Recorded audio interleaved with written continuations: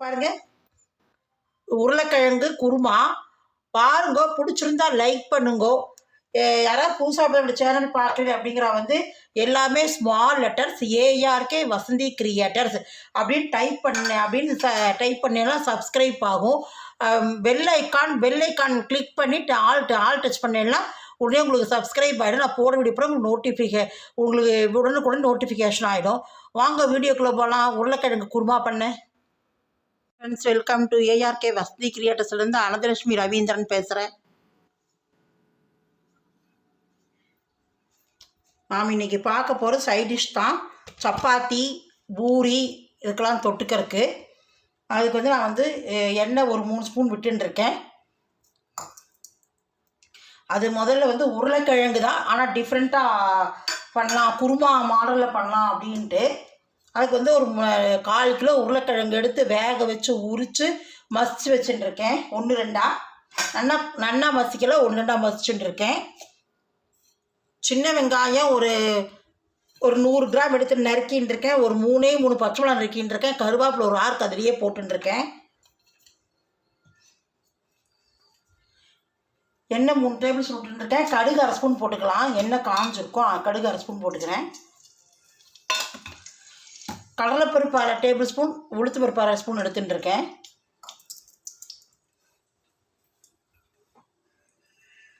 அது டிஃப்ரெண்ட்டாக குருமா மாடலில் பண்ணுறதுனால தேங்காய் ஒரு 3 டேபிள் ஸ்பூன் எடுத்துட்டுருக்கேன், துருவின தேங்காய். அதுக்கு பட்டை ஒரு சின்னதாக ஒரு பீஸ் 4ஆக கட் பண்ணி வச்சுட்டுருக்கேன். ஒரு இவ்வளோ தான் இருக்கும், ஒரு 1/2 இன்ச் தான் இருக்கும். அதை எடுத்து கட் பண்ணிட்டுருக்கேன். ஒரு 6 இது எடுத்துட்டுருக்கேன் கிராம்பு. ஒரே 1 டேபிள் ஸ்பூன் சோம்பு எடுத்துட்டுருக்கேன். இது நம்ம தேங்காய், இந்த சோம்பு மேலே இந்த கிராம்பு பட்டையெல்லாம் அரைச்சி விட்டுக்கலாம். இது நம்ம டிஃப்ரெண்ட்டாக இருக்கும், குருமா டைப்பில் இருக்கும். சாதாரண பண்ணுற மசால் மாதிரி இல்லை. கடுகு வெடிக்கட்டும். கடுகு வெடிச்சிட்டு கடலைப்பருப்பு உளுத்தம் பருப்பு போட்டுக்கலாம்.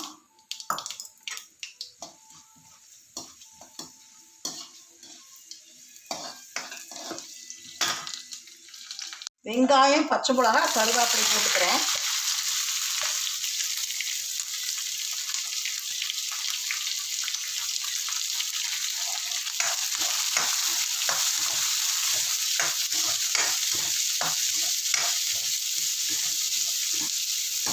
இதெல்லாம் வதங்கட்டும்.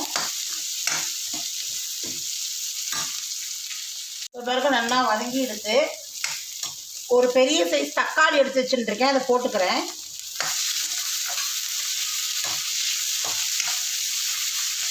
உங்கள்கிட்ட பச்சை பட்டாணி இருந்தால் போட்டுக்கோங்க, என்கிட்ட இல்லைன்னா நான் போடலை. இருந்தால் அதையும் போட்டுக்கலாம்.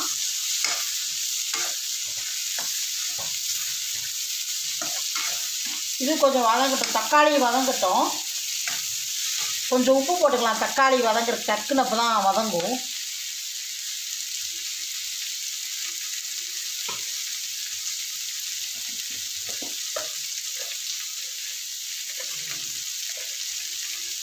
நான் இந்து உப்பு தான் போட்டுக்கிறேன்.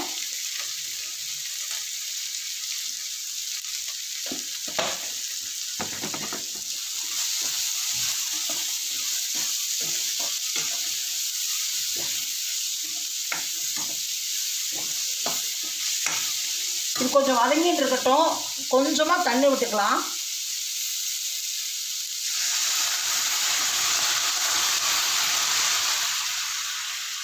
இது கொதிக்கிட்டோம். அதுக்குள்ளே நான் போய் இதை அரைச்சிட்டு வந்துடலாம். தேங்காய், பட்டை, கிராம்பு, சோம்பு அரைச்சிட்டு வந்துடலாம்.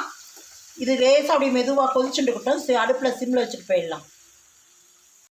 கொஞ்சம் மஞ்சள் பொடி போட்டுக்கிறேன், 1/2 ஸ்பூன் போட்டுக்கிறேன்.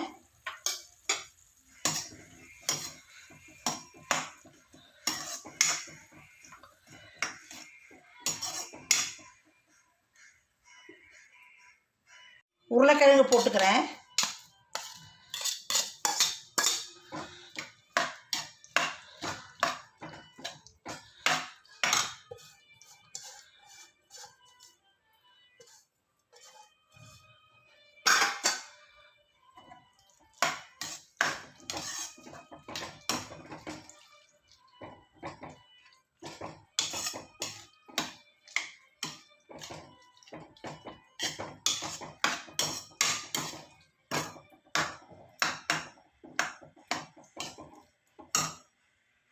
இங்கே பாருங்க ஆயிடுத்து. கொத்தமல்லி தழை தூவிக்கலாம். ஒரு கைப்பிடி கொத்தமல்லி தழை தூவிக்கிறேன். இதெல்லாம் அப்பே இருந்தது கெட்டியாக இருக்குது பார்த்தீங்களா அது. இது வந்து சப்பாத்தி பூரிக்கெல்லாம் தொட்டுக்கலாம்.